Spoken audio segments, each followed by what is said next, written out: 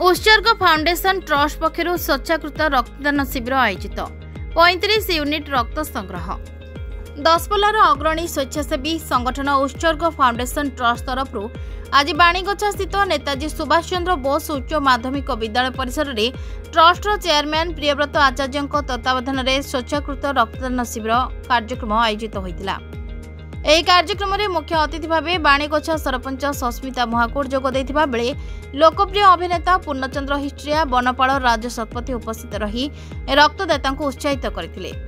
ଆଜିର ଏହି ରକ୍ତଦାନ ଶିବିରରେ ସମୁଦାୟ 35 ୟୁନିଟ୍ ରକ୍ତ ସଂଗ୍ରହ ହୋଇଥିବା ବେଳେ ପୂର୍ବରୁ ବହୁ ଜନହିତକର କାର୍ଯ୍ୟକର ଦଶପଲ୍ଲାରେ ଉତ୍ସର୍ଗ ଫାଉଣ୍ଡେସନ ଟ୍ରଷ୍ଟ ବହୁ ପ୍ରଶଂସା ହୋଇପାରିଛି ବୋଲି କହିଛନ୍ତି ସ୍ଥାନୀୟ ବୁଦ୍ଧିଜୀବୀ। नमस्कार, जय जगन्नाथ। मुझे आपण मान अतिप्रिय से भातटे हम डालीटे हम हास्य अभिनेता पूर्णचंद्र हिस्ट्रिया और सूरज परिड़ा। ये जो उत्सर्ग फाउंडेशन ये नुआ है फाउंडेशन या जे मुख्य परिचालक हिसाब से सान भाई प्रियव्रत आचार्य सी तुम जड़े घर सदस्य जो फाउंडेशन टी आरंभ है सी मत वाइफोन पचारे भाई एमती गोटे सेवा करिया मनोवृत्ति अच्छी एमती गोटे करने चाहूँ आम गोटे अनुष्ठान। हाँ, बहुत बढ़िया हम किसी ना भाई सुविधा असुविधा केत आप ठिया मुझे राति अधे भी तुम पचारि किसी असुविधा नहीं। या पूर्व अलरेडी 4-5 प्रोग्राम करा सरला उत्सर्ग फाउंडेशन कर सारा। उत्सर्ग फाउंडेशन जी सदस्य भाई मैंने अच्छे समस्त बहुत बढ़िया जो कहते सेवा मनोभाव नहीं चली। आज रक्तदान शिविर थिला मु भुवनेश्वर एडिकी दसपल्ला बाणीगछा कॉलेज को आसिक मुझे गोटे ब्लड डोनेट कली। मु कह मतलब जब बुंदाए रक्त आउ कहार जीवन टे बचे पारुची से बुंदाए रक्त दवानी कहीं तेणुक सब जो कथार अच्छे मानव सेवा ही माधव सेवा मनीष आज मरले काली 2 दिन हो जाए। तेणुक बरियापुर सेमती किसी कम टी कर परवर्ती भितर पछर भी लोक कहे ना गोटे भल लोकटे थी भल कमटी कर आउ प्रियव्रत जी सान भाई भगवान पाखे ये प्रार्थना करी एमती सेवा कर चल पछरे मु अच्छी। आज आम 4 जन अच्छा 5 जन अच्छा काली सका 50 जन हे तापर धीरे धीरे 5000 हे 5000 5 लक्ष जाए लोक हाथ बढ़ेबे। तेणुक भगवान आशीर्वाद अच्छी समस्त भल पाए अच्छी एमती गोटे पर गोटे सेवा कार्य माने जारी रहू। जय जगन्नाथ। आज उत्सर्ग फाउंडेशन ट्रस्ट तरफ दसपल्ला ब्लॉक बाणीगछा थाना जो रही नेताजी सुभाष चंद्र बोस उच्च माध्यमिक विद्यालय सेठी उत्सर्ग फाउंडेशन तरफ एक रक्तदान शिविर कार्यक्रम आयोजन करा जायतिला।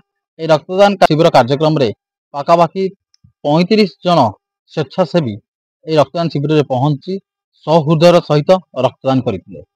पूर्व आम जदि कहवा गत 1 मास तले बुगुड़ा कॉलेज रे मध्य ए उत्सर्ग फाउंडेशन तरफ रक्तदान कार्यक्रम होता जो कि 22 यूनिट रक्त संग्रह होता।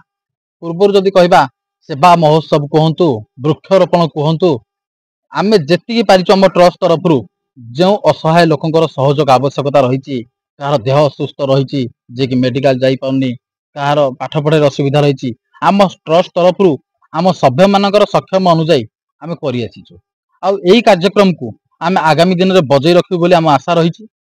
जदि कहवा ट्रस्ट गठन ट्रस्ट यही 2-3 मास भितर गठन है जेहेतु आम आलोचना कलु आम ठाकरा अंचल 2-3 जन जे आम गोटे अनुष्ठान करवा अनुष्ठान करके लोक मान पाखे पहुँचवा लोक मान केमी सेवा जोगेबा आम रोचे कम जिते आलोचना कलु से आमको निश्चित भाव भय लगे जे आम जिन कि एमती किसी गोटे मन में चिंताधारा रहा पाखापाखि बोधे कह जाए मो राति 12-1 खंड हम आलोचना पर आमर जी ओडिया चलचित्र एवं यूट्यूब जरिया हास्य अभिनेता जे कि कॉमेडी करी आज सारा ओडिशा रे परिचित लाभ करि पारिचंती पूर्णचंद्र हिस्ट्रिया ताकू तो कॉमेडियन कहले मत माने बहुत खराब लागिवो काना कॉमेडियन कहबाटा मोर भूल से मो बड़ भाई सदृश आम घर सहित गोटे पारिवारिक संपर्क रही 7-8 वर्ष होला ताकू आमे फोन कलु जे भाई आमे एमिति 5-7 जन भणी हेचु गोटे अनुष्ठान करिवु लोक मानक सेवा उद्देश्य रे अनुष्ठान टी गढिबो से किंतु कोन असुविधा हबो समस्या आसीबो से कहले जहा करूचो करि चलो आ जेते बेले जो मुहूर्त रे जो समय रे चाहिबो मते खोजिबो मु तुम पाखरे ठिया हेदिबी से 100 किलोमीटर हो कि 1000 किलोमीटर हो आ जोठी खोजिबो मते सेठी पाइबो करि चलो। तांकर प्रेरणा एवं सहयोग रे ए अनुष्ठान 9 जन को नेकी आरंभ होला। ए 9 जन को ठारू माने जाइकी वर्तमान 3 मास भितर 30 जन रे आम अनुष्ठान पहुंचलानी। आमे माने मध्य सेमानको आह्वान करूचु ए समाज युव गोष्ठी को आसंतु आम सहित जोग दियंतु असहाय लोकों पाखे पहुंचवा सेमानकु आमर पारु पर्यंत जेतिकी आमे पारिबा जोटा तो संभव आमे करि परिबानी ना जेतिकी पारिबा निश्चित भाबे तांको सहयोग जगेबा। दसपल्लारू ओडिशा ब्यूरो मुख्य संतोष कुमार पटनायक रिपोर्ट श्रीक्षेत्र लाइव।